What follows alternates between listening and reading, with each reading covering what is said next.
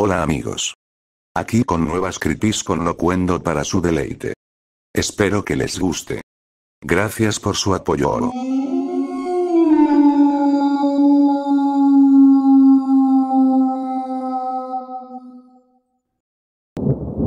Compré a mi papá en eBay.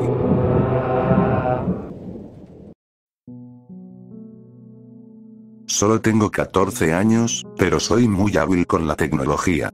Disfruto hackear computadoras e incluso armarlas de vez en cuando. Uno de mis pasatiempos más recientes y algo mórbidos ha sido explorar la Deep Web.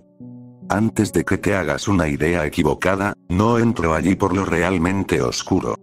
Bueno, sí, pero no por el tipo de cosas que estás imaginando. Exploro la Deep Web por el simple gusto de encontrar sitios nuevos.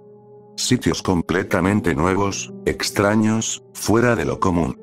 Los encuentro y los catalogo para mi propio entretenimiento. Se siente como si estuviera descubriendo partes nuevas de un planeta en constante expansión. O al menos el lado oscuro de uno. A pesar de ser la Deep Web, la mayoría de los sitios que he encontrado son comunes y poco inspirados. Por ejemplo, un sitio de conspiraciones sobre el 11 de septiembre, uno de citas para supremacistas blancos, y otro dedicado a asesinar al presidente. Aburrido.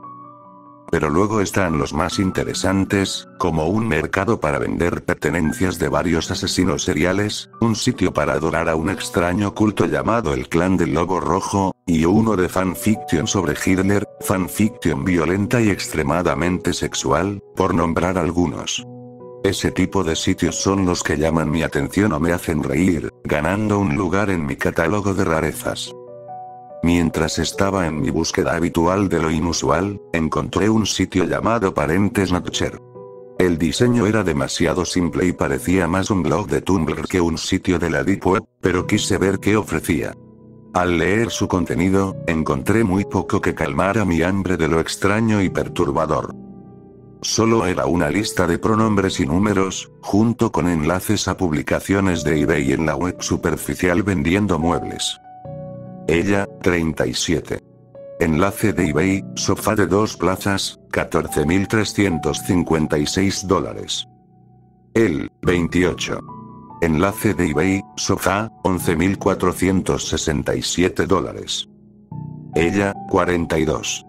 Enlace de eBay, cortinas, $12.569.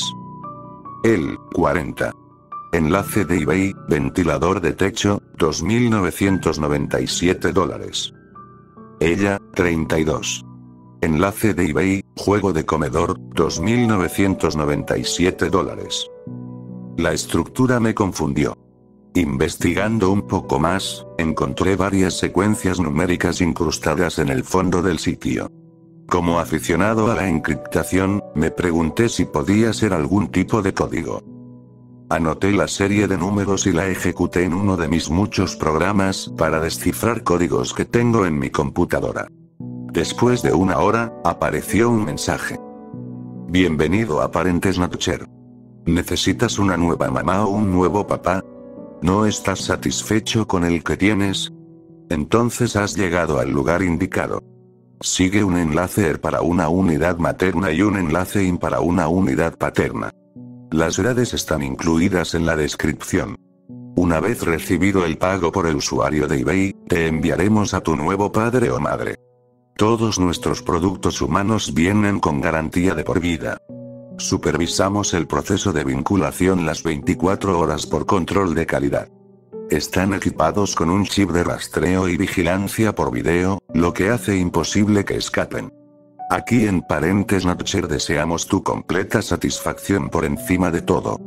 Disfruta. Eso sí que era extraño. Definitivamente nunca había visto algo así en la Deep Web. Sin duda obtendría un lugar especial en mi catálogo, fuera real o no. Después de guardar el sitio en mi colección, me quedé pensando. ¿Y si realmente funcionaba?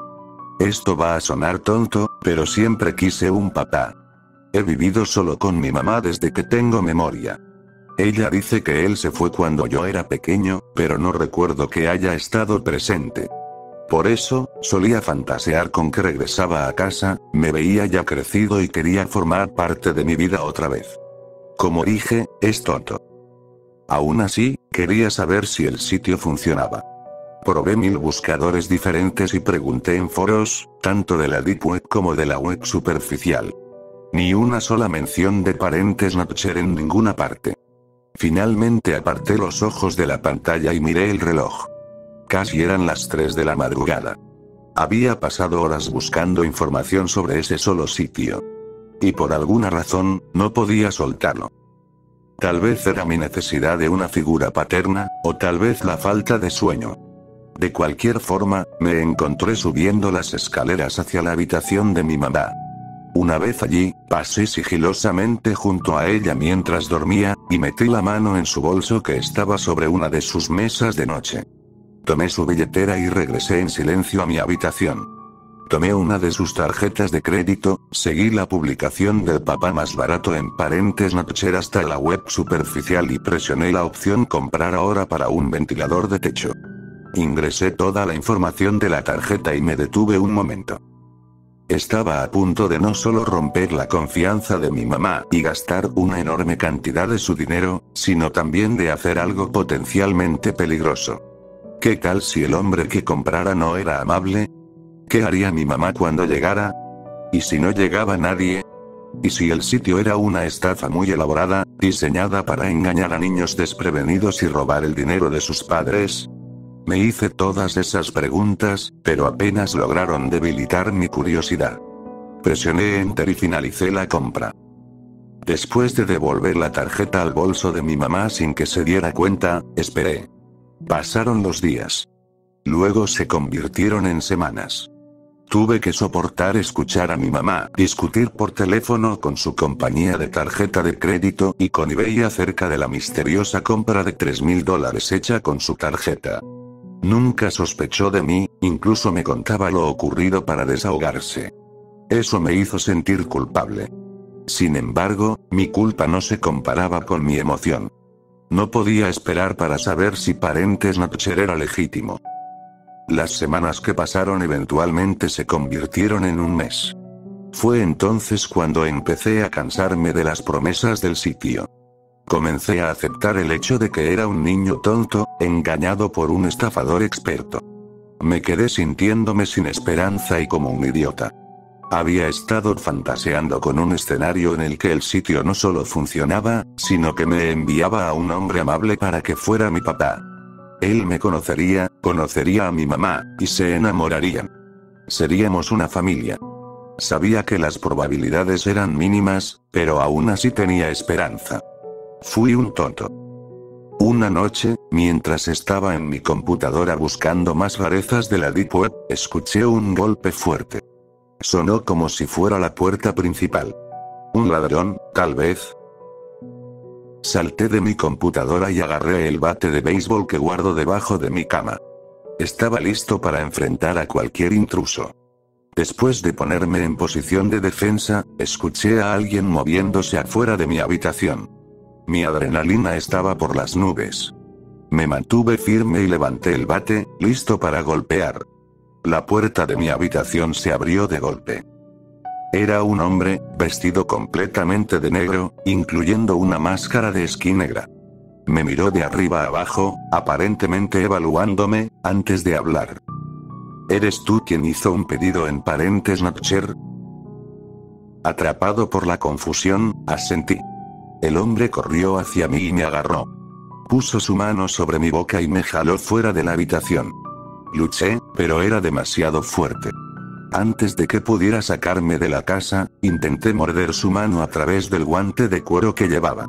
Apreté los dientes con todas mis fuerzas y logré una reacción. El hombre gruñó de dolor.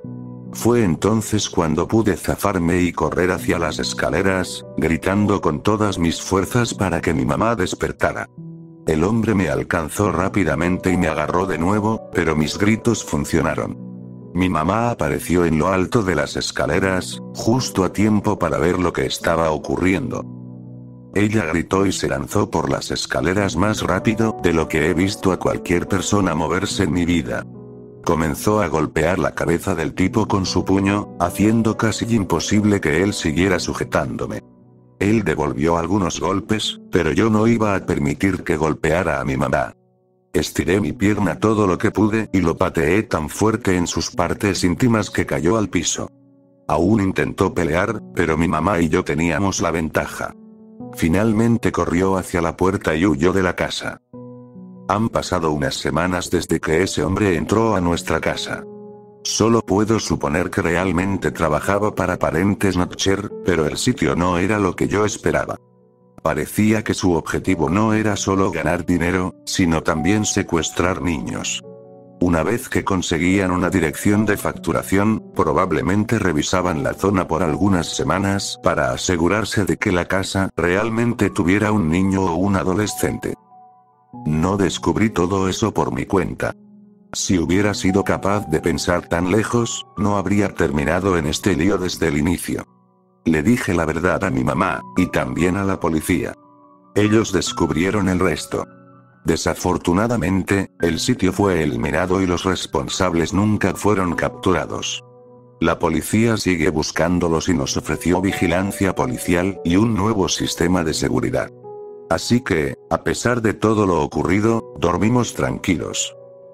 ¿Qué habría hecho Parentes Notcher si realmente me hubieran capturado? La policía no quiso darme detalles sobre eso, pero estoy seguro de que se lo dijeron a mi mamá. De todos modos, ya tengo una buena idea. Lo más probable es que habría terminado en algún tipo de red de trata de menores, tal vez vendido al mejor postor en otro sitio de la Deep Web. Y desde ahí, estoy seguro de que puedes imaginar lo que habría pasado. Por suerte para mí, no fui capturado. Así que, en resumen, aprendí mucho de haber estado a punto de ser secuestrado, y algo es seguro. Nunca más volveré a entrar a la Deep Web en toda mi vida.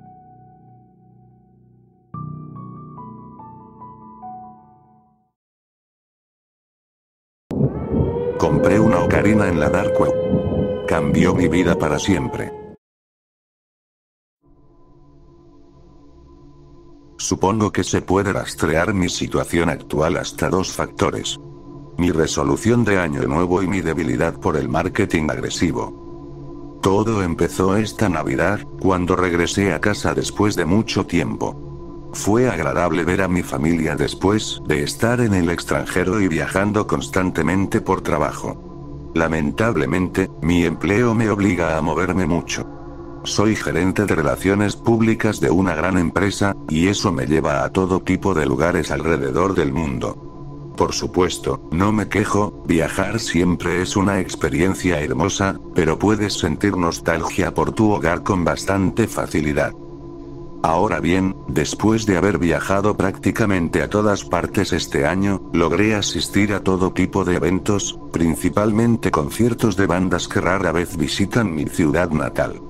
Desde Masa, pasando por Teatro de Ensueño, hasta mi amor de la infancia, que fue Manowar, y luego volviendo al rock con Sum 41. Comparto estos momentos porque fueron los que encendieron mi vieja pasión. El amor que solía tener por tocar música yo mismo. Después de pasar las primeras noches festivas en la casa de mis padres, bajé al sótano y redescubrí mi vieja guitarra eléctrica y mi amplificador, que había dejado allí casi olvidados por más de 6 años. Puedes imaginar que toqué de forma torpe, pero logré sacar algunos acordes y melodías básicas. Mi trabajo había hecho que me olvidara de la música, pero ahora que recuperé mi pasión, me prometí no perderla de nuevo. Fue un momento realmente reconfortante cuando logré reaprender algunas canciones antiguas y tocarlas mientras cantaba con la familia, como hacíamos cuando yo era niño. Desafortunadamente, la realidad te alcanza hagas lo que hagas. Mientras me preparaba para mi vuelo de regreso, empaqué mi guitarra y un pequeño amplificador de práctica que acababa de comprar, pero sabía que no los tocaría tanto. La próxima semana tendría que viajar de nuevo, y mi agenda estaría muy ocupada, así que, siendo realistas, tocaría la guitarra muy rara vez. Aún así, empecé a buscar accesorios de guitarra, y como Google es más inteligente que yo, mientras hacía mi investigación comenzaron a bombardearme con anuncios de instrumentos pequeños y portátiles que supuestamente podías aprender fácilmente. Normalmente ignoro ese tipo de anuncios, pero esta vez se veían interesantes. Un instrumento pequeño que no necesitara práctica extensa y que pudiera tocar en cualquier momento. Sonaba práctico e interesante. Y los precios no eran tan malos.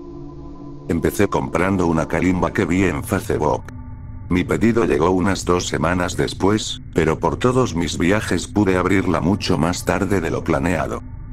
Definitivamente no era tan increíble como la anunciaban, pero sí era divertida. Claro, eso de 2 horas de práctica y la dominas era una completa mentira, pero usé mi conocimiento de teoría musical y pronto me volví bastante bueno. Incluso me la llevé en mi siguiente viaje y logré tocarla durante el poco tiempo que pasé en el hotel. Después de eso quedé enganchado. Decidí hacer una pequeña colección de todos los anuncios emergentes que me salían en redes sociales. Tongue drums, flautas, guitarras de práctica en miniatura, mini saxofones, lo que fuera. Era un pasatiempo divertido y mis amigos estaban impresionados con todos esos instrumentos, especialmente los más exóticos. Si soy honesto, también estaba orgulloso de todos los juguetes que había acumulado.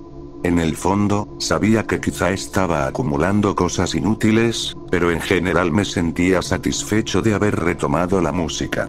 Y con un poco de esfuerzo, logré mantener mi colección ordenada y cuidada. Era agradable cuando hacía maletas para mis viajes de trabajo. Después de reunir la ropa y lo necesario, revisaba brevemente mis instrumentos y elegía cuál quería tocar esa semana. Honestamente, era como un niño seleccionando los juguetes que quiere llevarse de vacaciones. Sin embargo, como siempre pasa con los coleccionistas, llegó un punto en el que ya no tenía nada más que recolectar. No es que no existieran más instrumentos para comprar, pero básicamente todo lo que encontraba era solo otra versión de lo mismo. Puedo ser un comprador impulsivo, pero aún tenía la sensatez de no comprar cosas al azar solo para conseguir mi dosis. Aún así, quería encontrar algún otro instrumento que pudiera haber pasado por alto. De los anuncios, pasé a buscar de manera más activa. Conseguí algunas cosas que jamás había visto antes, pero eventualmente, eso también se terminó. Estaba seguro de que ya había reunido todo lo que había, pero algo dentro de mí aún quería encontrar algo tan exótico que no fuera vendido comercialmente. Un instrumento musical de edición limitada para unos pocos seleccionados. Tuve una idea estúpida que parecía tan tonta que ni siquiera me atrevía a contársela a alguien. Se habrían reído de mi ingenuidad. Ojalá lo hubiera hecho. Convertirme en el hazmerreír quizá me habría detenido de seguir adelante con mi estupidez. Sabía que en la Dark Web se puede encontrar supuestamente cualquier cosa, aunque yo nunca la había navegado. Siempre pensé que ese cualquier cosa se refería a drogas, vídeos de violencia extrema y otros desvaríos de la mente humana. No creía realmente que encontrarías cosas simples, como instrumentos musicales, en un lugar así. Para mí, la música siempre ha sido armonía y expresión artística, con la ocasional sacudida de turbulencia interior del heavy metal. ¿Qué tenía eso que ver con cachorros muertos y transmisiones de atrocidades? Al final, cedí ante mi curiosidad. Empecé a navegar la Dark Web. Al principio fue totalmente inútil, porque no tenía idea de lo que hacía. Pero persistí, y con el tiempo empecé a entender cómo moverme entre la complejidad del lugar. Al inicio conseguí cosas normales. Buenas guitarras, bajos y otros instrumentos, a un precio sospechosamente barato, lo cual me hacía cuestionar su autenticidad, o la forma en que llegaron a manos del vendedor, pero con el tiempo las cosas se volvieron progresivamente perturbadoras. Visité sitios que ofrecían instrumentos tradicionales con cuerdas hechas de intestinos de animales en lugar de PVC. Exactamente como se tocaban desde el inicio. Según uno de ellos. No sé cómo reaccionaría Peta a eso. Uno incluso afirmaba usar cuerdas hechas de humanos porque producen un tono más cálido y con mayor sustain. No me creía esas tonterías, pero sí era extraño. Y de las cuerdas pasé a la percusión. No puedo explicar cuántos sitios anunciaban tambores hechos con piel real de animales o humanos. Algunos incluso afirmaban usar madera y huesos para el resto del instrumento. Ya estaba listo para cerrar el navegador para siempre cuando apareció un anuncio emergente.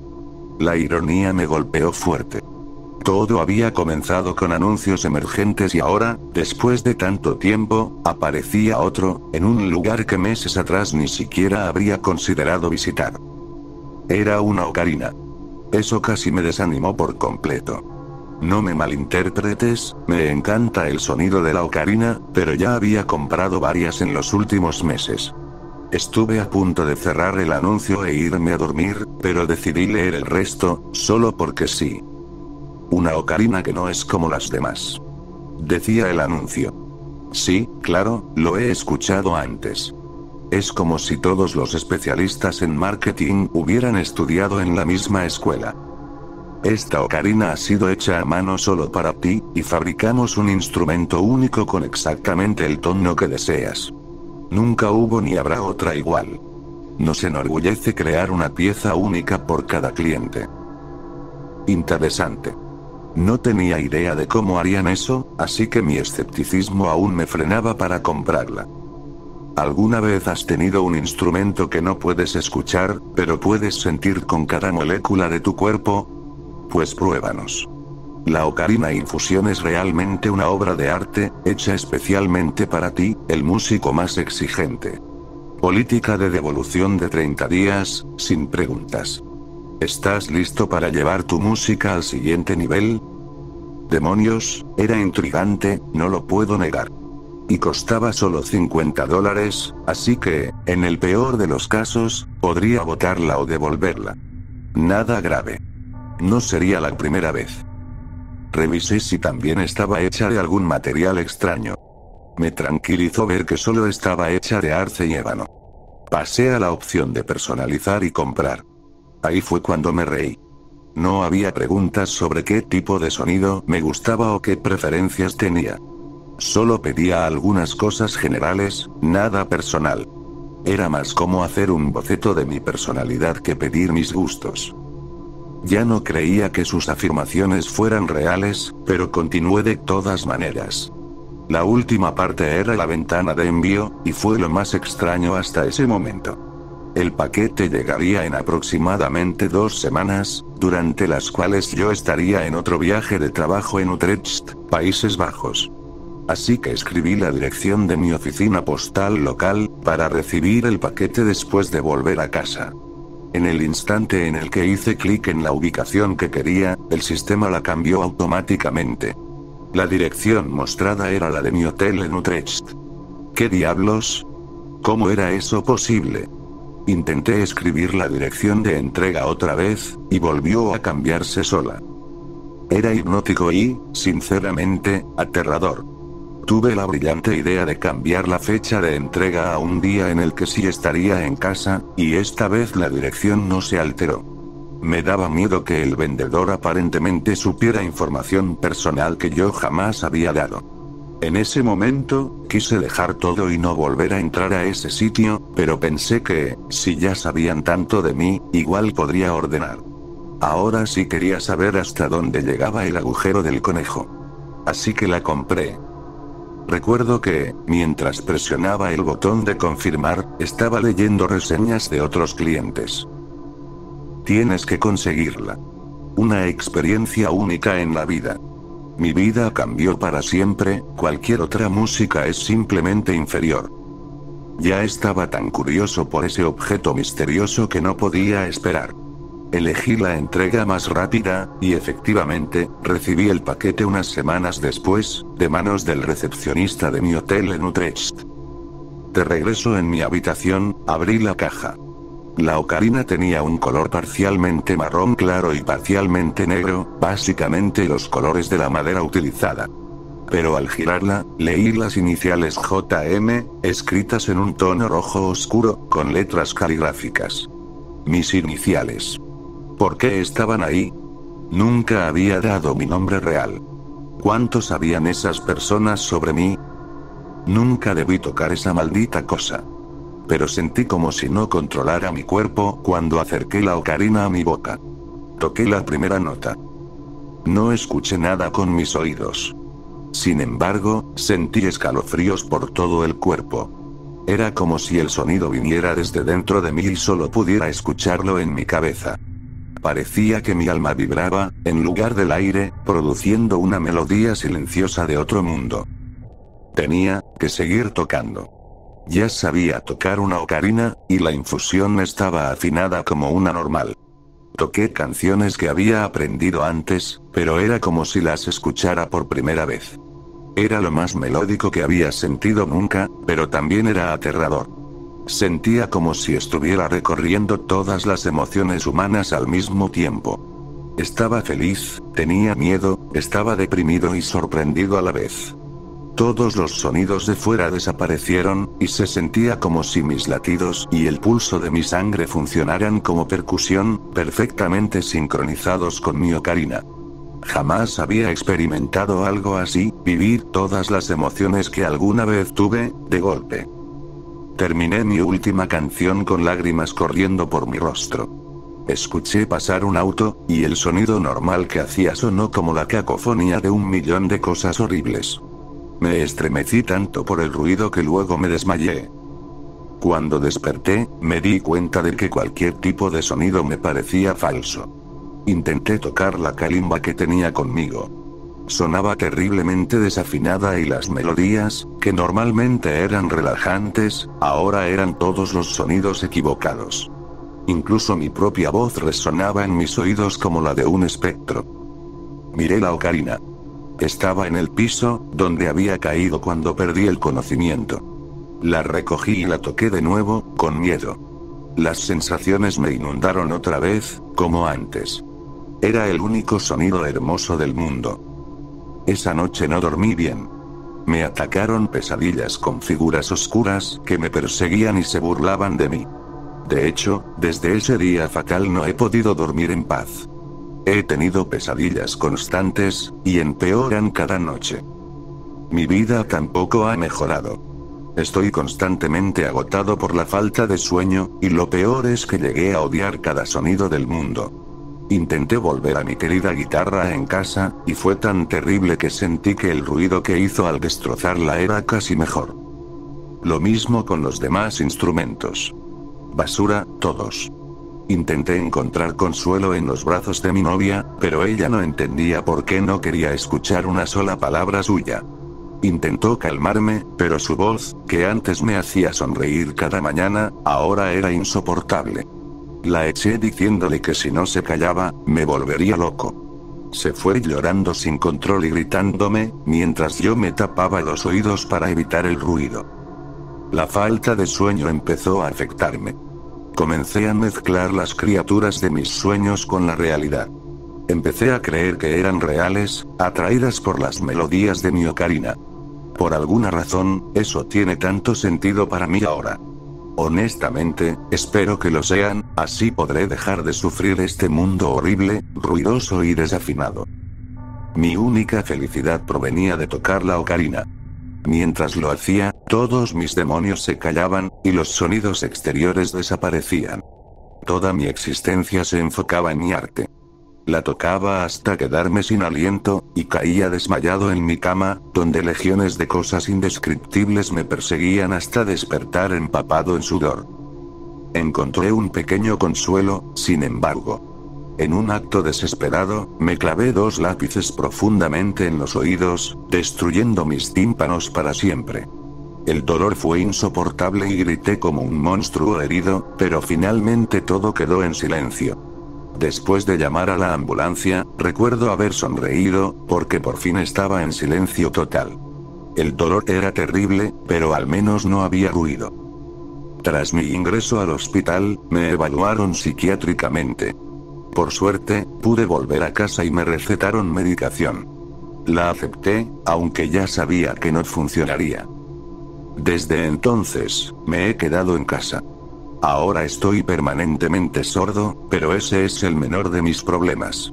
Las medicinas, por supuesto, no funcionan. Los demonios en mi mente son más reales que nunca, y vivo cada día con miedo y dolor. Cada mañana es peor que la anterior, y no sé cuánto tiempo pasará antes de que pierda la cordura por completo.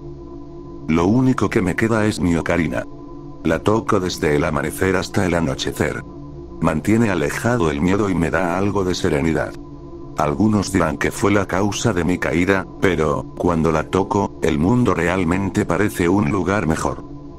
En resumen, a pesar de algunos inconvenientes menores que vienen con este instrumento, el resultado final es la experiencia más transformadora que puedas vivir.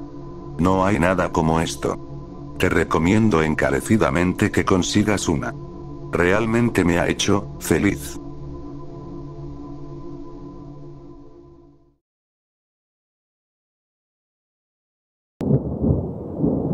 Mi profesor de anatomía es un necrófilo.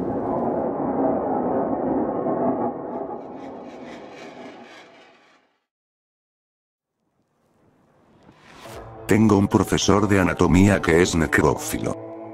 Soy estudiante de segundo año de medicina en una reconocida escuela de posgrado, cuyo nombre no mencionaré por razones obvias. Trabajé incansablemente para ser aceptada. Pasé mi licenciatura con la cabeza enterrada en los libros en lugar de disfrutar de la vida universitaria como mis compañeros. No vengo de una familia adinerada. Mis padres son inmigrantes de Honduras y nunca pudieron pagarme ni siquiera una universidad comunitaria, mucho menos una de las mejores privadas del estado. Pero me inculcaron el valor del trabajo duro y la determinación. Gracias a eso, logré obtener algunas becas que me permitieron costear mis primeros 4 años. Tal vez ahora me considere una chica inteligente, pero en ese momento necesitaba un promedio perfecto si quería ingresar a la escuela de medicina de mis sueños. Me avergüenza admitirlo, pero hice todo lo que estuvo a mi alcance para llegar a donde estoy. Eso incluye tomarme media botella de Adderall cada semana. Sé lo que estás pensando. Tanto esfuerzo, pero no puede con la universidad sin estimulantes. Y probablemente tengas razón.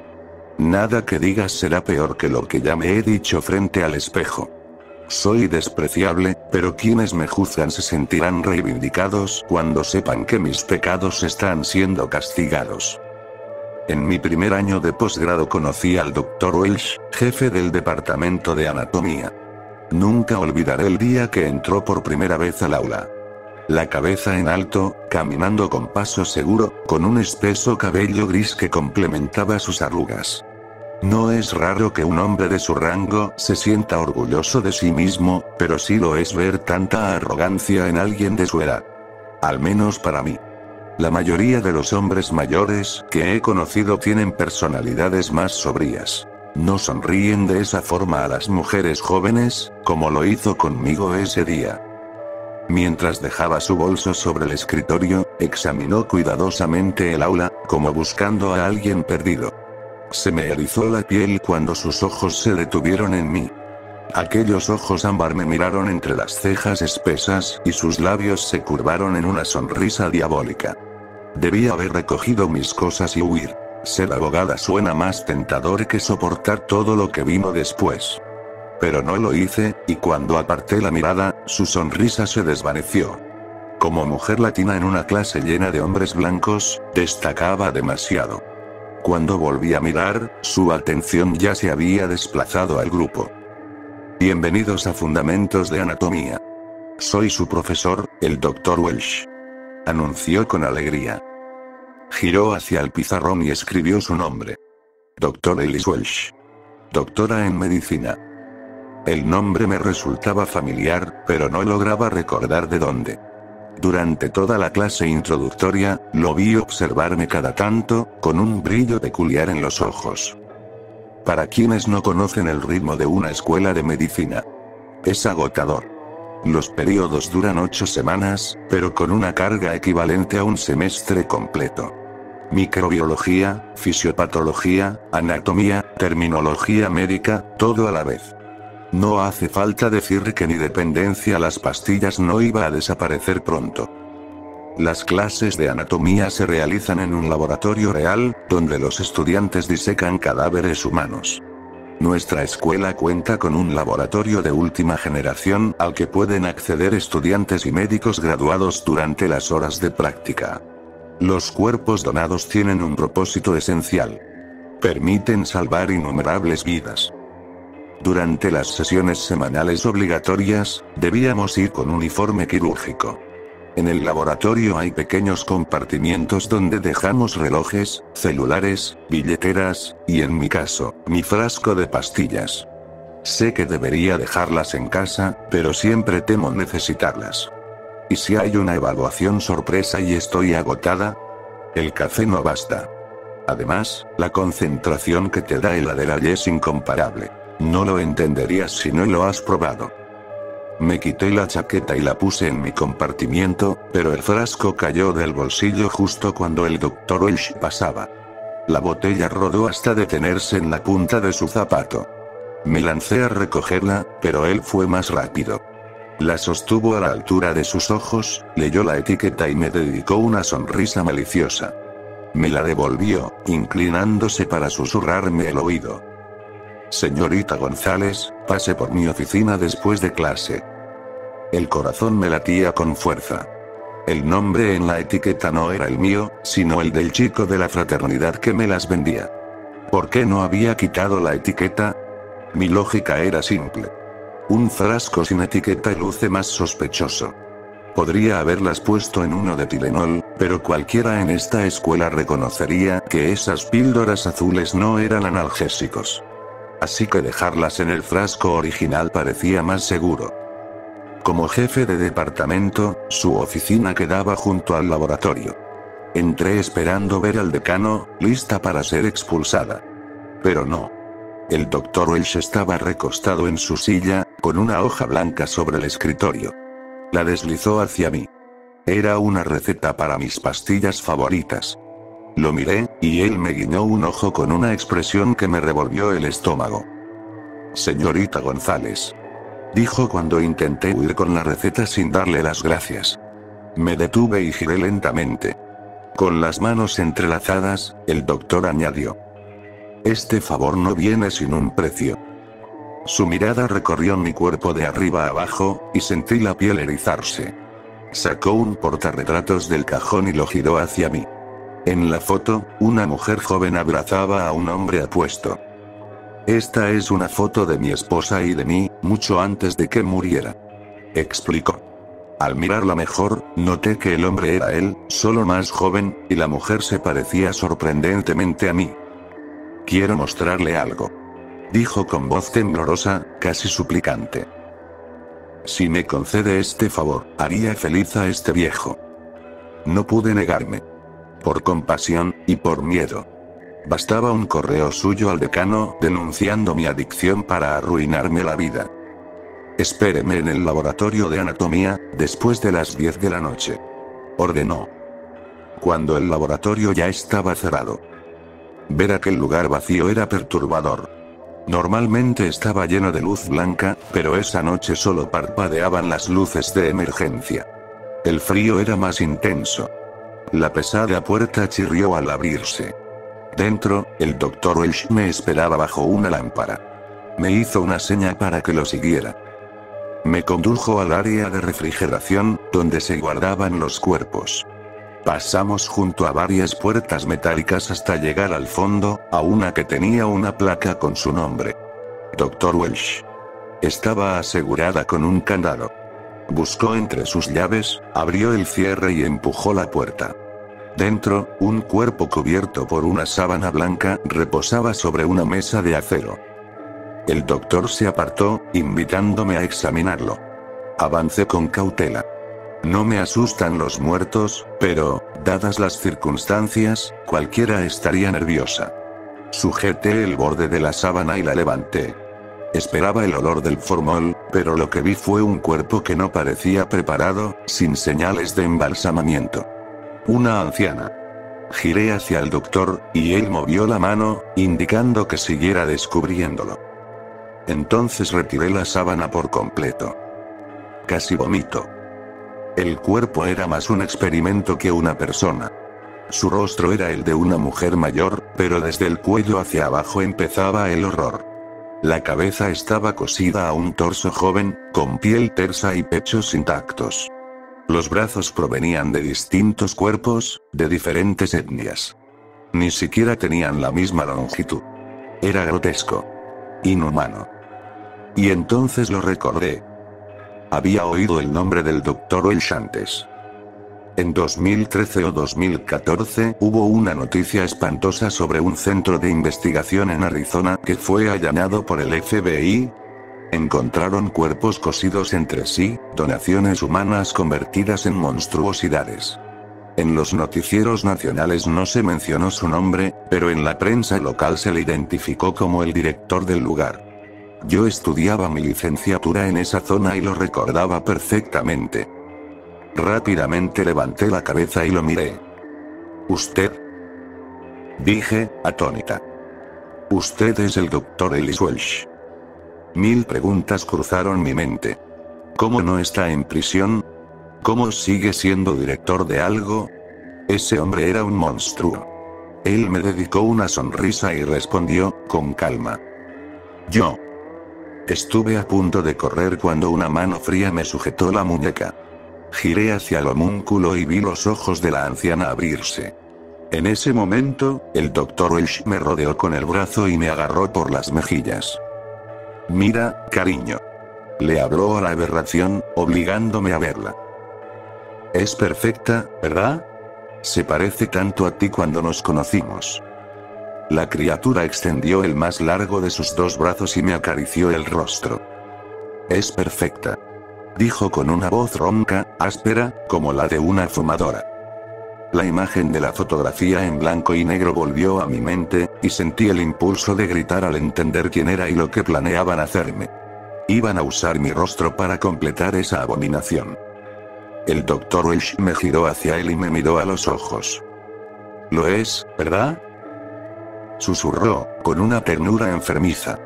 Sus ojos, llenos de una falsa devoción, no se apartaban de los míos. Los segundos se hicieron eternos, y pude ver destellos de recuerdos reflejados en su mirada. Ellis. Ellis. Ellis.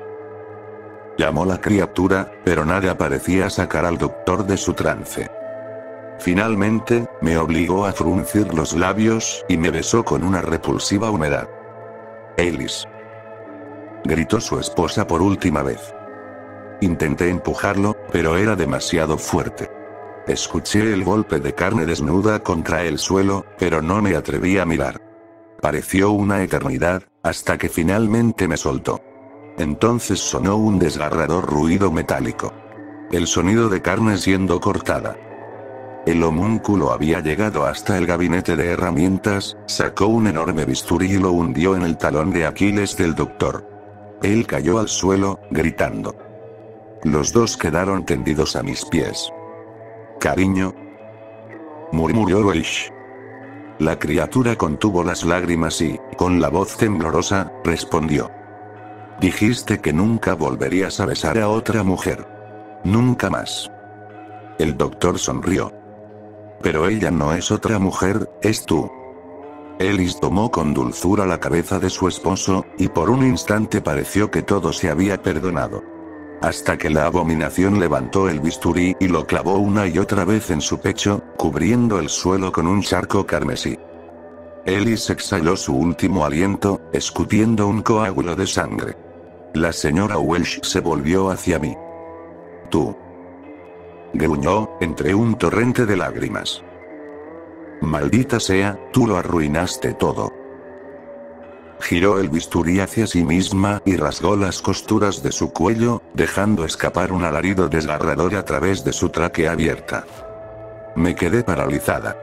Solo se escuchaba el zumbido de las luces fluorescentes. Recuperé el control cuando oí el goteo de la sangre colándose por el desagüe del suelo. Era mi señal para huir. Tomé mis cosas y corrí fuera del campus. Compré el primer vuelo disponible fuera del país. Resultó ser a Honduras. ¡Qué ironía!, pensé. Pasé días frente al televisor esperando ver algo en las noticias, pero los días se convirtieron en semanas, las semanas en meses, y nada salió a la luz. Cualquiera pensaría que una historia así acapararía titulares, pero todo permaneció en silencio. Quizás la universidad encubrió todo. ¿Quién sabe? No es mi problema. Solo agradezco que no hayan encontrado la forma de culparme por lo ocurrido.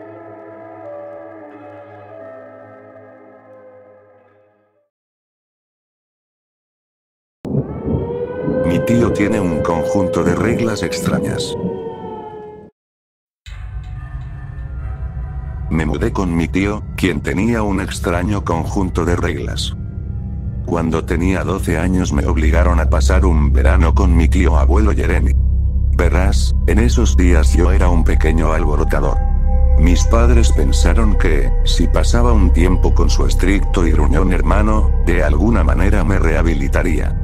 Puedes imaginar lo mucho que rodé los ojos cuando mi mamá y mi papá me contaron su plan, pero no tenía idea de los horrores que me esperaban ese verano. El tío Jeremy era una especie de hombre de montaña. Vivía en la naturaleza remota de los altos bosques de pinos de Montana. Un colono en toda regla, había construido una vida donde la mayoría perdería la cabeza, aunque admito que el tío Jeremy ya me parecía algo excéntrico en ese entonces. Mi padre casi me lanzó fuera del auto cuando llegamos a la cabaña en la montaña. Ni siquiera esperó a que el tío Jeremy saliera a saludarme. Observé cómo el pequeño Prius de mi papá se alejaba por el camino de entrada hasta desaparecer en la carretera de tierra descuidada. Aunque me sentí un poco ofendido por haber sido abandonado tan rápido, no envidiaba el largo viaje que le esperaba. Nos había tomado casi 2 horas recorrer ese maldito camino. Estaba seguro de que nos quedaríamos varados en algún punto. Un Prius no está hecho para caminos de tierra. Las luces traseras del híbrido se perdieron entre el bosque denso. Mi atención se dirigió entonces a la vieja cabaña de madera. No era lo que uno imagina al pensar en una cabaña en el bosque. Podía ver que la estructura había pasado por mucho. Los troncos estaban desgastados, descoloridos por los veranos calurosos de Montana y los vientos helados del invierno. Se notaba que todo lo usado en su construcción provenía del bosque alrededor. Tampoco se veía nada moderno, ni cables eléctricos, ni hidrantes, ni una antena satelital. Supe de inmediato que sería un verano más aburrido de lo que había imaginado. Levanté la mano para golpear la puerta vieja, pero me detuve al notar unas marcas profundas de garras en su superficie. ¿Osos?, pensé. Una sensación incómoda me recorrió, como si algo me observara desde los pinos. Giré la cabeza hacia la línea de árboles. Sentí como si algo me llamara desde allí. La puerta chirrió al abrirse, y volví la mirada hacia la cabaña. En el umbral estaba un hombre de barba gris, los mechones largos, grasientos y enredados. Su piel era vieja y curtida, sospechaba que por las mismas razones que la cabaña. Me observó a través del velo grisáceo de sus ojos. Nunca había conocido al tío Jeremy en persona, pero había escuchado historias de mi padre. Él había pasado por lo mismo que yo, un verano entre 7º y 8º grado. Me había advertido que el tío Jeremy no era un hombre con quien uno quisiera meterse. Escucha todo lo que te diga tu tío Jeremy, no es alguien a quien quieras hacer enojar. Me sermoneaba. Pero al ver al anciano frente a mí, no sentí ni una pizca de hostilidad. Casi parecía amable, nada en él reflejaba la ferocidad de la que mi padre hablaba. Hola, soy Marcus, dije, extendiendo la mano para saludarlo. Él la apartó de un golpe y me cubrió la boca con su palma. Silencio, aquí no decimos nombres, susurró. Giró mi cabeza hacia un lado, como asegurándose de que nadie, o nada, estuviera escuchando. Entonces recordé otra advertencia de mi padre. El tío Jeremy es algo extraño, pero tiene buenas intenciones. Trata de ignorar su falta de modales. Ahora todo comenzaba a tener sentido.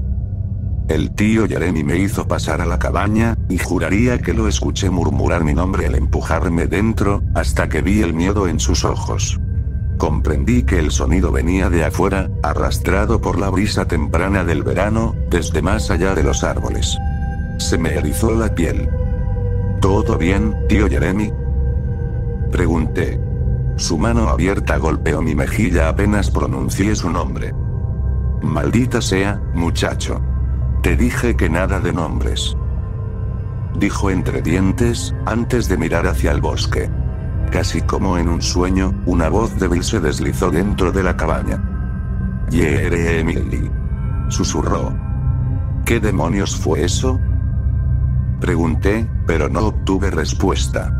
El tío Jeremy cerró la puerta de golpe. Regla número 1. Nada de nombres. Bajé la mirada ante su reprimenda. Regla número 2. Si escuchas algo extraño, déjalo estar. Ignóralo. ¿Entendiste?, dijo. Pensé en sus palabras, confundido, antes de atreverme a preguntar. ¿Por qué? Ni una palabra más sobre eso. Esas son las reglas. Mis únicas reglas. Las sigues, o te mando de vuelta a tu pequeña vida en Boise, ¿entendido? En ese momento vi mi salida. Romper algunas reglas y estaría de vuelta en Idaho en poco tiempo. Traté de no sonreír ante el plan que comenzaba a formarse en mi cabeza. Tu habitación está allá, dijo, señalando un pequeño pasillo. Me condujo hasta ella. Era un cuarto de unos 3 metros por 3. Lancé mi mochila sobre la cama y me dejé caer junto a ella, soltando un suspiro de alivio. ¿Qué crees que haces, chico? Esto no es un lujoso retiro en la montaña, me dijo. Observé las paredes de madera agrietadas. Subestimación del siglo, pensé. Tenemos trabajo que hacer, continuó, abriendo las contraventanas y respirando el aire fresco de la montaña. Afuera, un claro de 2 hectáreas se extendía entre el bosque. Había campos, más parecidos a huertos grandes, y algo de ganado. Gallinas, cabras y una vaca. Se volvió hacia mí al notar mi expresión decepcionada. ¿Creías que esto era un paseo gratis? No, aquí trabajamos por nuestra comida, dijo, con la primera sonrisa sincera que le había visto. Abrió un cajón de la mesa de noche. Las dejé aquí antes de que llegaras, me explicó. Dentro había un overol viejo y rasgado. Ponte eso y encuéntrame afuera. Hay mucho que hacer, y mientras antes terminemos, antes cenaremos. Esa noche, acostado en la cama, no podía dormir. Me dolía todo el cuerpo. El tío Jeremy no mentía. Vivir así no era para los débiles. Trabajamos hasta que el sol tocó el horizonte, y en esta época del año en Montana, eso era cerca de las 9:30 de la noche. Habíamos deshierbado los campos, alimentado a las gallinas, ordeñado a la vaca, supe que se llamaba Bessie, y hecho docenas de tareas más, todas igual de agotadoras. Lo mejor de todo era que, según mi tío, al día siguiente lo repetiríamos todo. Puse la almohada sobre mi cara, deseando que me asfixiara. Era un perro cansado que merecía ser sacrificado. El calor del cojín me reconfortó un poco, así que la dejé ahí mientras el sueño comenzaba a arrastrarme. Justo cuando estaba por quedarme dormido, escuché un rasguño al otro lado de la pared. Venía de afuera. El sonido era débil, casi me recordó a cuando tuvimos ratones en las paredes de casa, solo que esas paredes no eran huecas. Eran de madera maciza. Moví la almohada a un lado, asegurándome de no tapar el sonido. Ras, ras, ras. El ruido era rítmico, como si alguien intentara enviar un mensaje. Rasguño, rasguño, rasguño. Fuera lo que fuera, estaba arañando con fuerza el costado de la cabaña. Lo que hacía ese ruido era demasiado grande para ser un ratón, quizás un mapache. Entonces el sonido se intensificó, convirtiéndose en un chillido agudo, como uñas contra un pizarrón viejo. Chir, chir, chir. Me incorporé de golpe. Debía ser un oso. Los osos grizzly de Montana me aterrorizaban, una de las razones por las que nunca había visitado al tío Jeremy antes.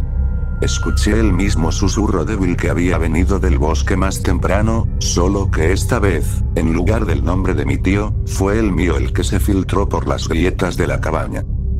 Marcus. Miré hacia la ventana y mi corazón se detuvo al ver que algo estaba empujando lentamente las contraventanas para abrirlas. Tío Jeremy. Grité. Desde el pasillo escuché como una puerta se abría de golpe, seguida por la de mi habitación. El tío Jeremy apareció sosteniendo su rifle calibre .22. Nuestras miradas se cruzaron antes de que él viera las contraventanas moviéndose. Apoyó el arma contra la pared y corrió hacia la ventana, las cerró de golpe y echó el cerrojo antes de volverse hacia mí. Niño. Te di 2 reglas y rompiste ambas la primera noche. Me gritó mientras yo intentaba entender lo que acababa de pasar. Esperaba que mientras más hablara mi tío, más se aclarara la situación, pero todo lo que decía solo me confundía más y, para ser sincero, me aterraba. Ahora sí lo hiciste, muchacho. Ahora sabe nuestros nombres, se ha grabado con ellos. No tienes idea de lo difícil que fue deshacerse del último. ¿Eso? El último. Pensé. ¿De qué estás hablando? Balbuceé. No importa eso. De ahora en adelante, mantén estas contraventanas cerradas, ¿entendido? No tuvo que decírmelo 2 veces. Vamos a mantener toda la casa bajo llave. Y para que quede claro, si escuchas que alguien te llama por tu nombre, no soy yo. ¿Qué demonios? Pensé. ¿Qué otra cosa podría ser? Abrí la boca para hacer una pregunta. ¿Qué es eso? Dije. ¿Cuál era mi segunda regla? Me interrumpió con voz firme. Pensé un momento antes de responder. Si veo algo, debo dejarlo estar. Exacto. Déjalo estar. No más de esto. No hablaremos de ello otra vez. Solo lo alentaríamos. De pronto, ya no quería seguir con mi plan de romper las reglas para que el tío Jeremy me mandara de vuelta a casa. A la mañana siguiente, después del desayuno, salimos para inspeccionar el costado de la cabaña de donde había venido el ruido. El tío Jeremy llevaba hoy un cinturón con una funda. Dentro, un revólver Magnum.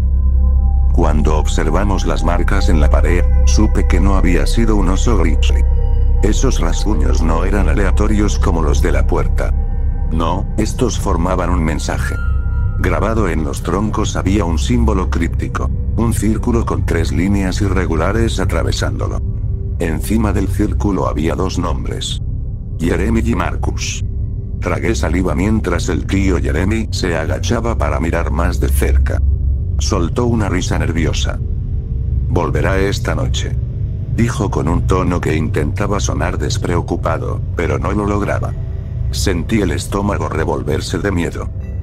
Bessie, la vaca lechera, soltó un mugido agónico. Pude notar que algo la perturbaba. El tío Jeremy giró con una expresión triste.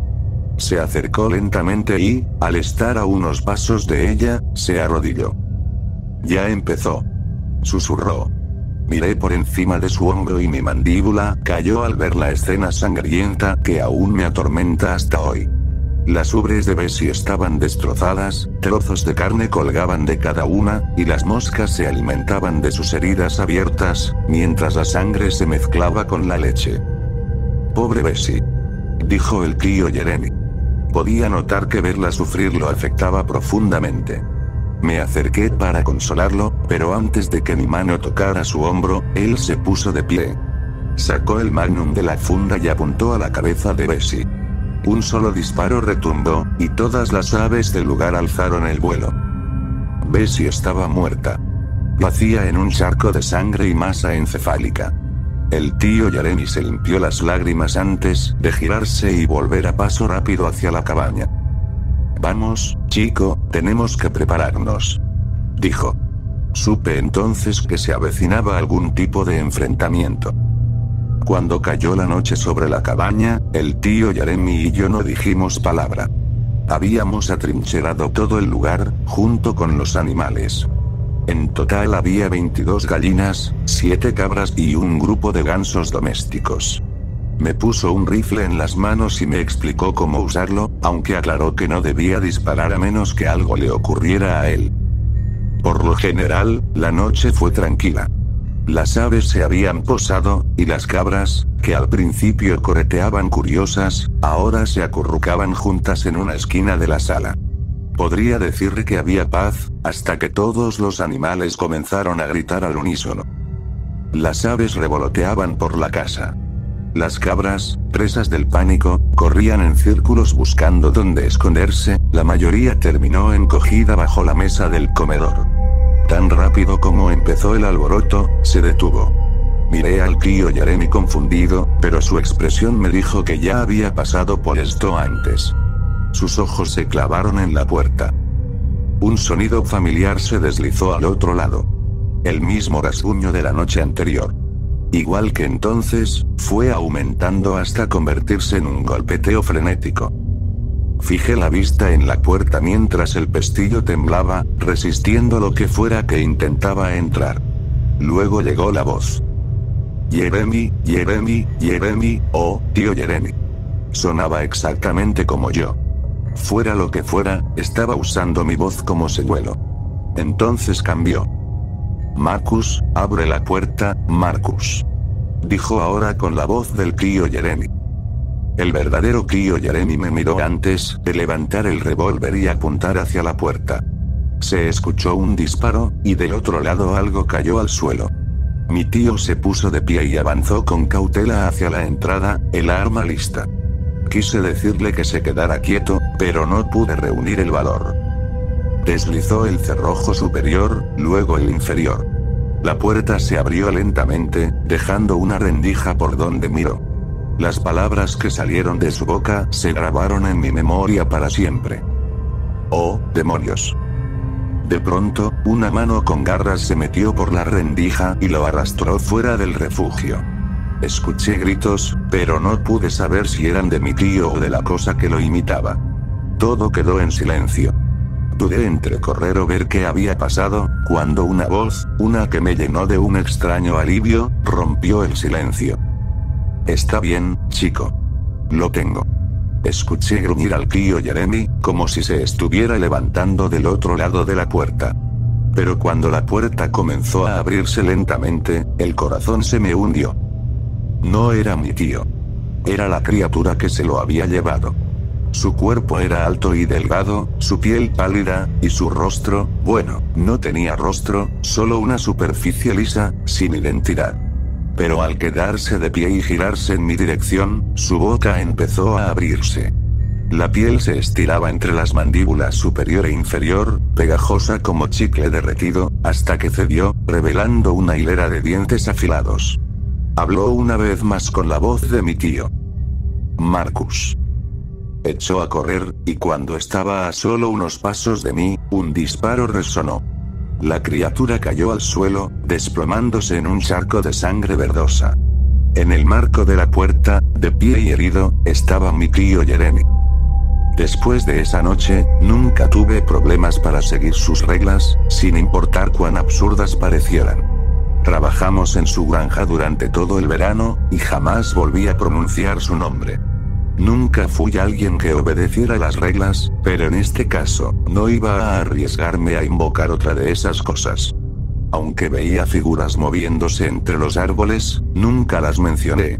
Al final del verano, estaba decidido a no pasar un solo día más con el tío Jeremy. Un ciudadano Morelo, sin duda. 10 años después, recibí la noticia de que mi tío abuelo Jeremy había muerto. Al principio pensé que se debía a la edad, ya era muy viejo, pero mi padre me dijo que lo había matado un oso. Era un hombre duro, y un hombre duro merecía irse como tal. Pensé. Pero pronto empecé a dudar de que un oso fuera el verdadero culpable. Mis pensamientos volvieron a la criatura que había llamado desde el otro lado de las paredes de la cabaña. Recordé su rostro sin facciones y sus garras afiladas. El día antes de partir al funeral, recibí una carta por correo. La dirección del remitente era el apartado postal del tío Jeremy. Supuse que había dejado algo para mí en su testamento, pero al abrir el sobre, encontré una sola hoja de papel. Dibujado con sangre estaba el mismo círculo que el tío Jeremy y yo habíamos visto grabado en las paredes de la cabaña, con las mismas líneas irregulares atravesándolo. En la parte superior del círculo estaban escritos los mismos dos nombres. Solo que esta vez, uno estaba tachado. El de mi tío Jeremy. En ese mismo instante escuché un leve rasguño al otro lado de mi casa, en Idaho. No sé cómo, pero uno de ellos me encontró.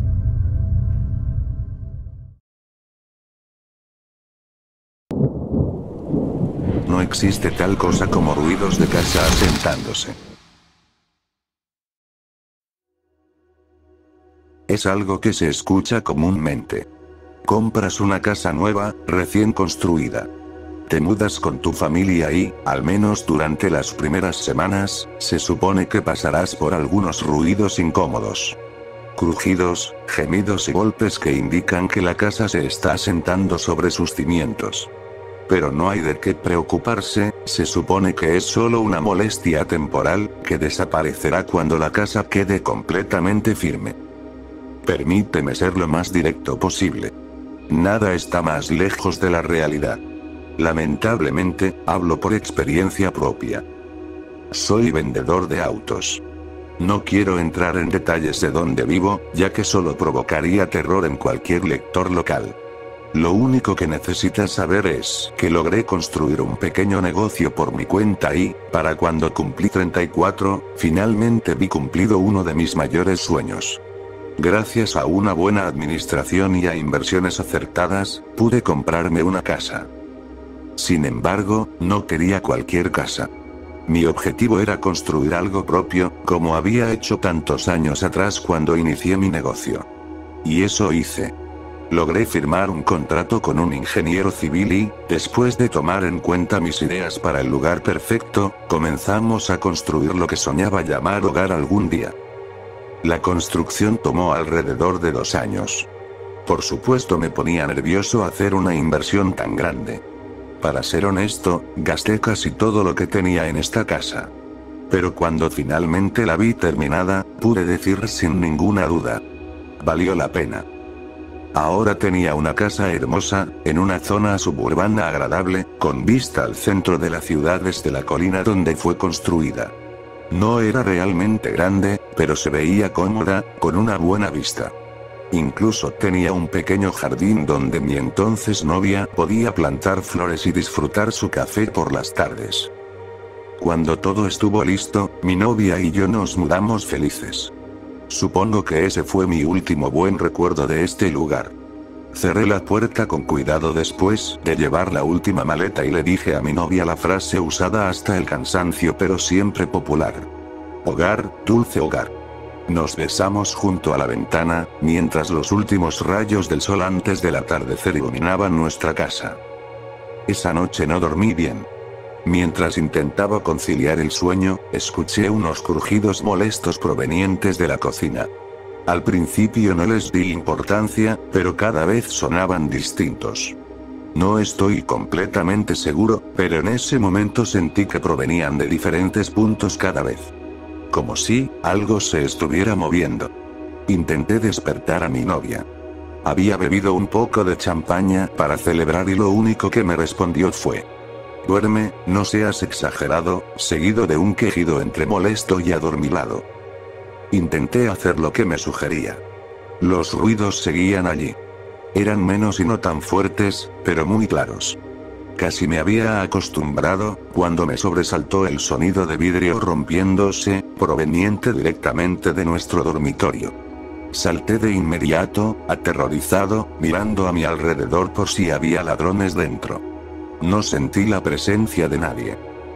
Cuando mis ojos se acostumbraron a la oscuridad, vi que mi vieja bola de nieve de vidrio estaba en el suelo hecha pedazos.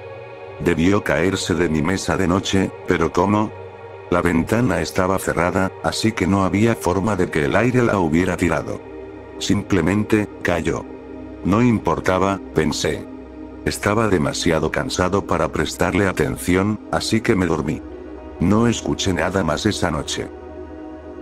A la mañana siguiente le expliqué la situación a mi novia lo mejor que pude. No estaba realmente preocupada y dijo que a veces las cosas caen por sí solas. Aún así, contacté al ingeniero civil para preguntarle sobre los ruidos y me dijo que era normal escucharlos, porque la casa todavía se estaba asentando. Según él, sería anormal no escuchar nada. Le pregunté por cuánto tiempo pasaría eso y me dijo que entre 3 semanas y 2 meses. No me gustaba la idea de tener ruidos fantasma en mi casa por tanto tiempo, pero ¿qué podía hacer? Pasaron 3 semanas. Luego 2 meses. Y un tercer mes. Pero en mi casa no había señales de silencio. Los crujidos y gemidos seguían, a veces fuertes, a veces como un susurro. Pero cada noche sentía que venían de más lugares al mismo tiempo. Luego comencé a escucharlos dentro de mi dormitorio. Cada noche escuchaba crujidos en las paredes y el sonido de puertas quejándose. Mi novia también los oía, pero era mucho más paciente que yo. Ya no podía soportarlo. Llamé al ingeniero nuevamente y esta vez no tenía una respuesta clara. Dijo algo sobre la colina teniendo algunas fallas y acostumbrándose al peso adicional de un nuevo edificio. Ya no le creía, así que hice mi propia investigación. En internet encontré basura, principalmente. Pero después de buscar y buscar, encontré algunas historias interesantes. Había pocas personas que hablaban de ruidos persistentes mucho después de la construcción. Y luego me topé con algo que parecía una teoría conspirativa ridícula, pero que llamó mi atención. Era un pequeño texto en un sitio lleno de historias basura al estilo cazafantasmas. Decía: no existen los ruidos de asentamiento. No lo creerías, pero hay otras criaturas en este mundo buscando un lugar para vivir entre los humanos. Y esas criaturas se alimentan del miedo y la desesperación. Para ellas, se sienten como la cocaína para un adicto. Cada edificio está completamente asentado y perfectamente firme desde el momento en que se construye. Sin embargo, esos seres de otro mundo se dan cuenta de que su presa está a punto de mudarse y también intentan ocupar la propiedad. Se invitan a sí mismas, 1 o 2 a la vez, a veces más. Encuentran refugio dentro de las paredes, sobre el techo o en cualquier lugar lo suficientemente oscuro para mantenerse ocultas. Los sonidos que escuchas por la noche son ellas moviéndose, arrastrándose y buscando el mejor lugar para hacer su nido. Empujan los muebles un poco, caminan dentro de las paredes más delgadas, y a veces pueden volverse un poco torpes y tirar algo de un estante mientras exploran. Pero esto es solo el comienzo. Hasta ahora no hay ningún caso de que ataquen a un ser humano. Sin embargo, se alimentan de nosotros y sus tácticas son aún peores. Como aman provocar terror en las personas, empiezan a jugar con los residentes de la casa. Hacen ruidos todavía más terribles. Se vuelven más agresivos. Azotan las ventanas, te susurran durante la noche en su lenguaje impío. Te vuelven paranoico y, cuando finalmente pierdes por completo la cordura y te conviertes en una cáscara vacía, esperan a que mueras. Solo, loco, olvidado por tus seres queridos, que no soportaron seguir oyendo a un lunático hablar de voces que salen de su casa una y otra vez. Entonces, por fin pueden darse un festín con tu cadáver putrefacto y disfrutar de su elaborada cacería. ¿Has escuchado historias sobre personas que mueren en sus casas completamente solas y que al final son descubiertas medio devoradas, aparentemente por ratas u otras criaturas? Bueno, ahora ya sabes lo que realmente les pasó. No puedes huir de ellos. Una vez que has notado su presencia, nunca los olvidarás. Y en cada casa en la que pongas un pie, ellos te encontrarán. Porque saben que, en el momento en que les tienes miedo, ya eres suyo. Por supuesto, me sobresalté un poco. No podía creer esas tonterías, pero, sin duda eran inquietantes. Supongo que alguien tuvo una experiencia similar a la mía, decidió burlarse de eso y convertirlo en una historia de terror para crédulos. ¡Ay, qué equivocado estaba! Durante los meses siguientes mi situación empeoró. La casa se sentía viva cada vez que estaba solo. Empecé a escuchar cosas que ni siquiera podía identificar. Murmullos, chillidos y otras cosas terribles. No le conté a mi novia lo que había empezado a creer. Tal vez no quería aterrorizarla sin pruebas, o simplemente tenía demasiado miedo de que pensara que estaba loco. Lamentablemente, la situación continuó y empeoró día tras día. Ya no podía dormir. Vivía con un miedo constante a mi propia casa. Siempre estaba cansado y mi trabajo se vio afectado, ya que estaba exhausto todo el tiempo. Empecé a hablar solo y a gritarles a las cosas que me atormentaban. Mi relación se volvió horrible. Mi pobre novia no aguantó seguir oyéndome gritar de miedo todas las noches. Se fue una nublada mañana de invierno, llevándose consigo mi último rayo de felicidad. Caí por completo en la paranoia después de eso. Los crujidos, las voces y los objetos caídos siempre estaban ahí cada vez que volvía a casa. En mi desesperación vendí la casa a un precio ridículo y encontré un lugar diminuto en la peor zona de la ciudad. Esperaba poder escapar.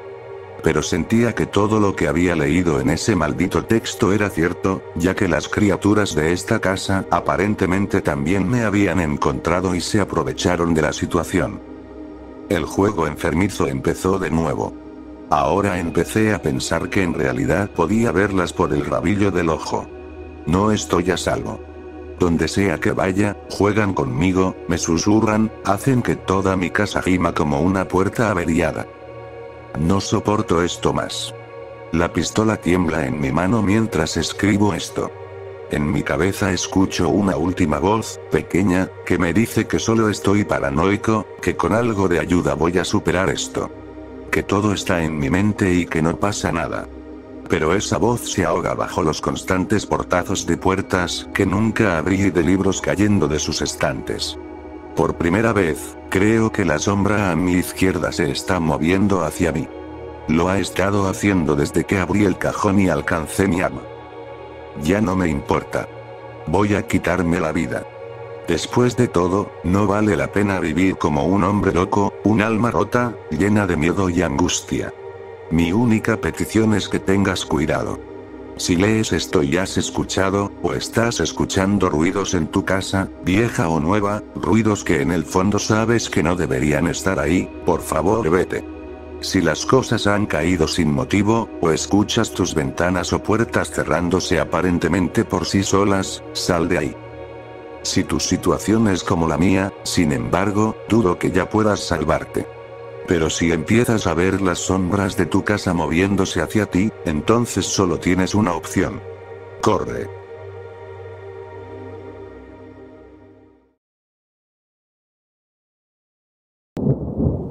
Hay algo enterrado bajo África. No creo que sea de este mundo. Mi nombre es Joshua. Soy un soldado de infantería en una compañía militar privada cuyo nombre no puedo mencionar. Actualmente estamos desplegados en una misión de seguridad en un rincón devastado por la guerra en África. Nuestra misión ha salido horriblemente mal, y no creo que sigamos enfrentándonos a insurgentes o terroristas. Pronto toda nuestra fuerza se moverá. No estoy seguro de que vayamos a volver. Sea lo que sea con lo que nos hemos encontrado aquí, no es natural, no es de este mundo, y quiere vernos muertos a todos. Yo formaba parte del equipo que lo encontró hace una semana. Se suponía que era solo una patrulla de rutina. Nuestro objetivo era asegurarnos de que no hubiera movimiento enemigo en las cercanías de nuestra base, y que no existiera ninguna amenaza para el único asentamiento local de la zona. Era un día caliente y seco. El sol golpeaba sin piedad, y las llanuras cubiertas de matorrales por las que avanzábamos no ofrecían ninguna protección contra los elementos, ni siquiera un solo árbol para darnos algo de sombra. Estaba sudando terriblemente, con la cabeza baja para cubrir mis ojos del resplandor del sol. Por eso, apenas logré detenerme a tiempo para no chocar con Harris, mi compañero de escuadrón. Él iba delante de mí, pero se había detenido sin avisar. ¿Qué pasa, hombre? Pregunté, rodeándolo. ¿Qué nos detuvo? Harris estaba inmóvil, con el rostro fruncido por la confusión. Mi radio tiene algo raro, Josh. respondió al fin. Me incliné más cerca, y de inmediato escuché lo que quería decir. Su radio emitía unos chillidos extraños, mezclados con un zumbido agudo. ¿Cuál es el retraso?, gritó alguien desde adelante. Nuestro superior, el sargento Buritt. Maldije por dentro. Buritt era un tipo duro y no quería que pensara que estábamos perdiendo el tiempo. Falla del equipo, señor. Respondí rápido. La radio está fallando. El sargento Buritt se acercó a nosotros. El resto de la patrulla, unos 5 hombres, nos lanzó miradas molestas. Cada minuto bajo ese calor era una tortura, y para ellos, yo y Harris solo alargábamos el sufrimiento. ¿Qué tiene?, preguntó Buritt. Algún tipo de interferencia, señor, respondió Harris, probando distintos interruptores en el receptor. No sé si. Toda la patrulla maldijo y se cubrió los oídos cuando, de repente, todas las radios explotaron en un coro ensordecedor de chillidos y silbidos.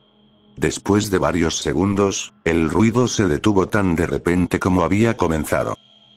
¿Qué demonios fue eso?, pregunté, con los oídos zumbando. El sargento Buritt no respondió. En cambio, activó su propia radio. Comando, ¿me recibe? Cambio, dijo, probando la conexión. Hubo unos segundos de silencio, y luego el receptor cobró vida. Aquí comando, cambio. Tenemos una falla de equipo aquí, algún tipo de interferencia en la radio. Algo similar en la base. Cambio. Algo acaba de ocurrirnos también, sargento. Todos nuestros sistemas se descontrolaron por varios segundos y luego volvieron a la normalidad. Continúen con la patrulla, pero con cuidado. Reporten cualquier actividad de inmediato. Cambio. La línea se apagó. El sargento Buritt levantó su rifle. Ya oyeron la orden, hombres. Avancen, ojos atentos. Avanzamos de nuevo. El sol seguía golpeando, pero ya no estábamos lentos por el calor. La adrenalina había eliminado esa debilidad. Todos teníamos la vista en alto, escaneando el terreno cuidadosamente. Después de media hora de caminata, vimos algo a la distancia, un bulto extraño en el terreno. Harris levantó sus binoculares, observándolo con atención. ¿Qué es eso, Harris?, pregunté. Pensé que aquí todo era llano. Lo es, dijo bajando los binoculares. O al menos, se suponía que debía serlo. Pero hay una especie de loma baja allí. Nos acercamos con cautela. Finalmente llegamos al extraño bulto. No era alto, solo unos pocos metros, pero era ancho, extendiéndose a lo lejos por ambos lados. Subimos a su cima y nos quedamos inmóviles, sorprendidos. Frente a nosotros había un enorme abismo, un agujero circular en la tierra de casi 60 metros de diámetro. Miré hacia abajo, pero solo vi oscuridad. El fondo era imposible de distinguir. Una corriente fría golpeó mi rostro. ¿Qué es esto?, murmuró uno de los soldados. Esto no debería existir. El sargento Buritt descolgó su mochila, sacando un gran mapa de campaña. Lo abrió y lo estudió, localizando nuestra posición. Su rostro se arrugó de confusión. Sea lo que sea, no está en el mapa, dijo al fin. Tienes razón. No debería estar aquí. Sargento, mire, dijo Harris. Su voz se volvió muy pequeña, casi un susurro. Sus ojos estaban fijos en algo. Seguí su mirada. El cielo estaba lleno de aves. No sabía de dónde habían salido tan rápido. Las bandadas giraban y se movían en patrones extraños, como nada que hubiera visto antes. Mientras observaba, una de las aves dejó de batir sus alas y cayó en picada. No era una caída controlada. Cayó como una piedra, girando, chillando.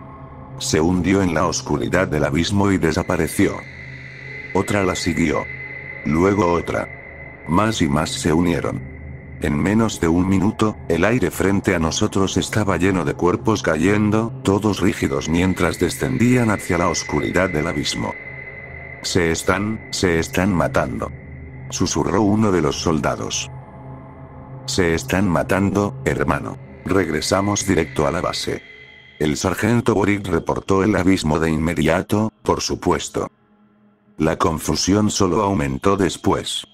No solo el agujero no estaba en nuestros mapas, tampoco aparecía en ninguna imagen satelital de la zona, y ninguna patrulla previa lo había visto. Era como si hubiera aparecido de la nada en los segundos en que todos nuestros equipos fallaron. Las teorías surgieron de inmediato. ¿Era una base insurgente? ¿La habían ocultado de alguna manera? Parecía la explicación más lógica, por muy absurda que sonara. El abismo fue nombrado 22-51-99 por sus coordenadas. Para cuando Boric terminó su informe al comando, la noche ya se acercaba y había poco tiempo para planear. Cuando el sol cayó, tiñendo las llanuras de naranja y rojo, 2 transportes salieron de la base. 20 hombres fueron enviados a vigilar 22-51-99 hasta la mañana siguiente. Además, lo rodearon con cables trampa activados por movimiento. Si algo se acercaba, lo sabríamos. Pasé la tarde hablando con Harris en nuestra tienda. Él estaba tan desconcertado como yo.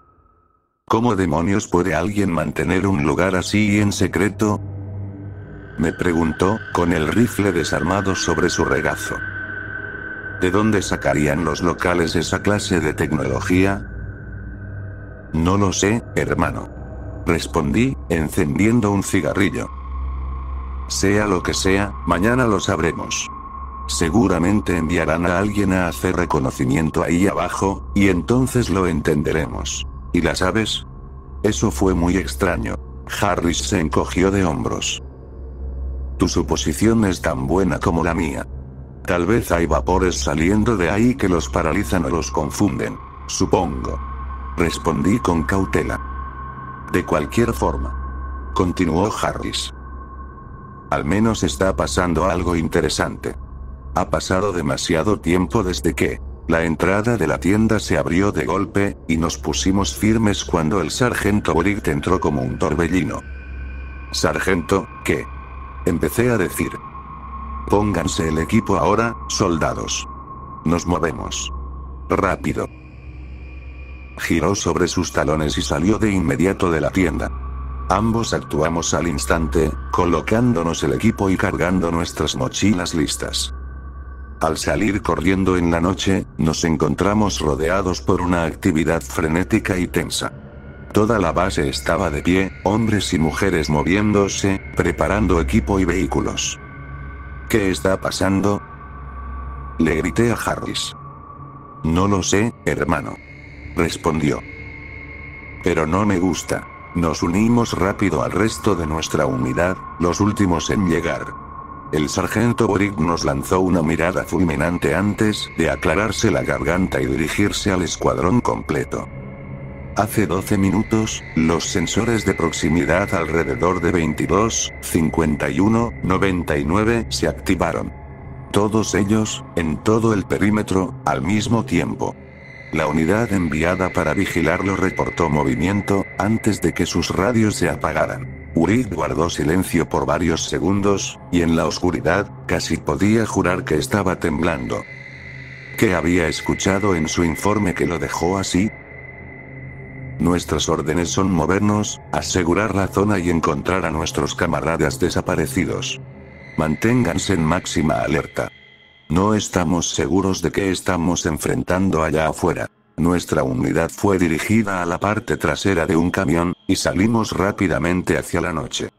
No éramos los únicos. Nuestro vehículo era solo uno entre docenas. Cientos de hombres estaban siendo movilizados. Tomó poco tiempo llegar a 22-51-99. Cuando el camión se detuvo, saltamos de la plataforma con las armas levantadas, revisando la oscuridad. La loma que rodeaba el abismo se alzaba sobre nosotros entre las sombras. Avanzamos, nuestro progreso ralentizado por la baja visibilidad y nuestra propia cautela. Cada sombra, cada arbusto moviéndose con el viento parecía ocultar un enemigo. Algo pálido frente a mí llamó mi atención. Levanté mi arma y murmuré en la radio. Tengo algo. Me acerqué lentamente a la cosa. Al principio no distinguía detalles, pero conforme avancé, la forma se reveló. Un hombre, tendido en el suelo. Estaba desnudo, sin ropa ni equipo. No se movía. Corrí hacia él. Necesito un médico en mi posición de inmediato. Grité por la radio, con el corazón martillando. Detrás de mí, escuché los pasos de mi unidad acercándose para cubrirme. Me arrodillé junto a la figura inmóvil. Aún así, no se movía. El hombre estaba boca abajo, y metí mis manos por debajo de él para girarlo. Al mover su cuerpo, mi corazón se desplomó. Estaba frío. Demasiado frío. Ningún ser vivo podría estar tan frío. Comando, tengo un... Mi voz se apagó. La forma en que el cuerpo se movió al girarlo, la manera en que se sintió. Había sido extraño. No lograba comprender por qué. Con una oleada de repulsión y horror, entendí la razón. El cuerpo era horriblemente blando, flexible, los miembros doblándose en ángulos grotescos, como si estuvieran hechos de goma. El cuerpo no tenía huesos. Me incliné y vomité en el suelo. Una mano tomó mi hombro, y el rostro del sargento Boric apareció a mi lado. Figuras salieron de la oscuridad. Médicos y soldados. Venga conmigo, soldado. Dijo Boric en voz baja, rodeándome con su brazo. Aquí no puede hacer nada.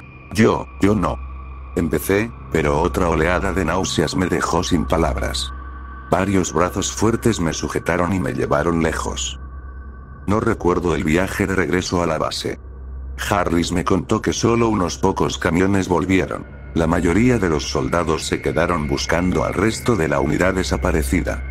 Nunca los encontraron. Por la mañana, el sargento Boric me informó que debía quedarme en la base ese día. El resto de la unidad iría al poblado local para pedir información sobre los atacantes de la noche anterior. No me quejé. El recuerdo horrible de ese cuerpo blando y sin forma se me había grabado en la mente. Necesitaba tiempo. Pero conforme avanzaba el día, no podía dejar de pensar en lo que había visto. ¿Qué podría hacerle algo así a un hombre? ¿Cómo se le podían quitar los huesos del cuerpo? No había visto ninguna herida que explicara esa deformidad. ¿Me la había pasado por alto en la oscuridad? Mis pensamientos morbosos fueron interrumpidos cuando mi unidad regresó. Inmediatamente noté que algo estaba mal. Donde normalmente estarían bromeando o conversando sobre la situación en la base, estaban callados y tensos. Harris se sentó en su catre, frente a mí. Estaba pálido, con los ojos inquietos y nerviosos. Harris, ¿qué pasa? Pregunté, confundido. No es nada, Josh. Respondió en voz baja. ¿Pasó algo en la aldea? ¿Los habitantes están bien? Están bien. No nos dijeron lo que pasó en 22, 51, 99. Entonces, ¿qué ocurre? ¿Por qué todos actúan así? Harris levantó la mirada hacia mí, con los ojos llenos de un terror incierto, imposible de comprender. Un escalofrío me recorrió la espalda. Ellos saben algo, hermano. No quisieron decirlo, ni siquiera cuando Boric perdió la paciencia y los amenazó. Repetían que ellos no fueron. Entonces, ¿qué? Eso no fue todo lo que dijeron, Josh. Hablamos primero con los jóvenes, claro. Sabes cómo son los habitantes de aquí. Mientras más viejos son, más nos odian. Nadie quería hablar con nosotros, solo miraban al suelo y decían que no sabían nada. Estábamos por irnos, pero entonces, una anciana empezó a gritar. Había estado callada todo el tiempo, pero por fin habló. ¿Qué dijo? Pregunté. Sin darme cuenta, bajé la voz hasta un susurro. Dijo que su gente era inocente. Que algo más se había llevado a nuestros hombres. Lo llamó de una forma extraña, más antiguo que la luz. Advirtió que deberíamos olvidarnos de ellos, y rezar para no ser los siguientes. Eso fue hace 5 días. Hoy, por fin recibimos órdenes. Toda la base se moviliza. La decisión vino desde lo más alto. Alguien al mando parece creer que el abismo es hogar de una célula terrorista, y nos están enviando a expulsarlos. No creo que ninguno de nosotros lo crea. Quienes dan las órdenes no han visto lo que nosotros hemos visto. Rodeamos el abismo por todos los lados, nuestro avance cubierto por vehículos blindados y helicópteros suspendidos en el aire con las armas apuntando a la grieta. Los ingenieros militares llegaron. Construyeron un enorme sistema de poleas, que bajará a decenas de hombres al mismo tiempo hacia la oscuridad en una plataforma gigantesca. Hace una hora debíamos comenzar el descenso. Todas las unidades estaban formadas, esperando su turno. El ambiente era sombrío. Harris sostenía un crucifijo desgastado entre los dedos y murmuraba oraciones. El aire vibraba con los rotores de los helicópteros de ataque. Una vez más cubrían el abismo, con todas las armas listas. Desde ahí arriba tenían una vista dominante del área, incluso podían asomarse a la oscuridad. No vi el momento exacto en que todo se arruinó. Harris de pronto maldijo, señalando hacia el cielo, con el rostro pálido. ¿Qué demonios? ¿Qué demonios? Seguí su mirada. Muy arriba, los helicópteros suspendidos empezaron a oscilar violentamente, como si sus pilotos estuvieran ebrios. Los sargentos gritaban por radio, pidiendo información, órdenes, cualquier cosa. De pronto, las aeronaves se lanzaron hacia adelante. Atraídas como marionetas por un titiritero de mente, se movieron en dirección al abismo oscuro. Uno por uno, los pilotos apagaron los rotores y cayeron sin gracia hacia la negrura. Sea lo que sea que encontramos aquí, no es natural. No es de este mundo. No podemos luchar contra eso, ni enviarlo de vuelta a donde sea que vino. Quiero que reces. Reza por nuestros compañeros desaparecidos, reza por los pilotos que perdimos, reza por nosotros mientras descendemos hacia donde ellos cayeron. Pero, sobre todo, reza para que lo que habita en ese abismo oscuro no salga. Reza para que tú no seas el próximo.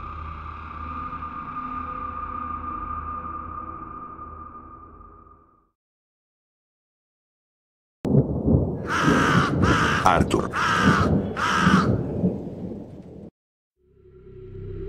Eres voluntario en una clínica de salud mental.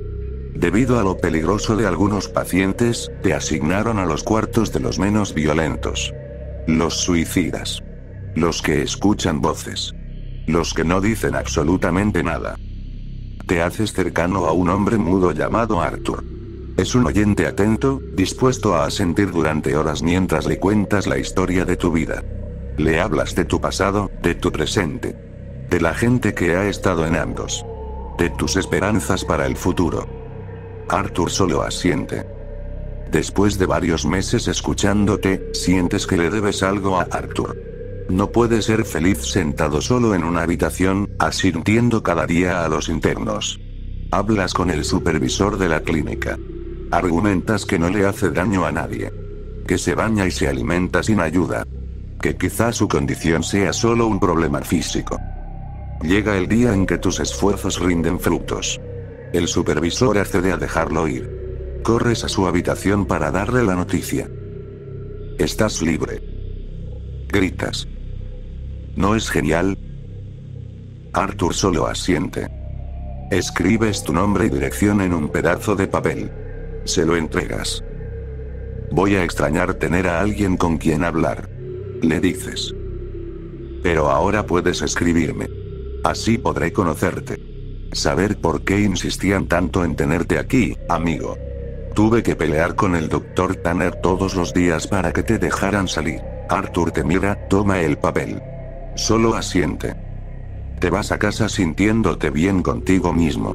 Le cuentas a todos los que puedes, amigos, familia, compañeros, colegas, que lograste sacar a Arthur. Incluso te duermes con una sonrisa. Esa noche, tus ojos se abren de golpe. Gritos. Gritos que no parecen humanos te despiertan. Y entonces los ves. Tu madre. Tu padre. Tus amigos. Tus compañeros de clase. Tus colegas. Tirados en el suelo de tu casa, su sangre empapando la alfombra. Las paredes manchadas de carnicería. Sus cráneos destrozados, sus ojos arrancados de las cuencas. Todos los que conoces, muertos o muriendo. Sollozas, y ves a un hombre parado en la puerta. Es Arthur, con el pedazo de papel que le diste en la mano. Con todo el cuerpo temblando, apenas puedes susurrar. ¿Vienes a matarme? Arthur solo asiente.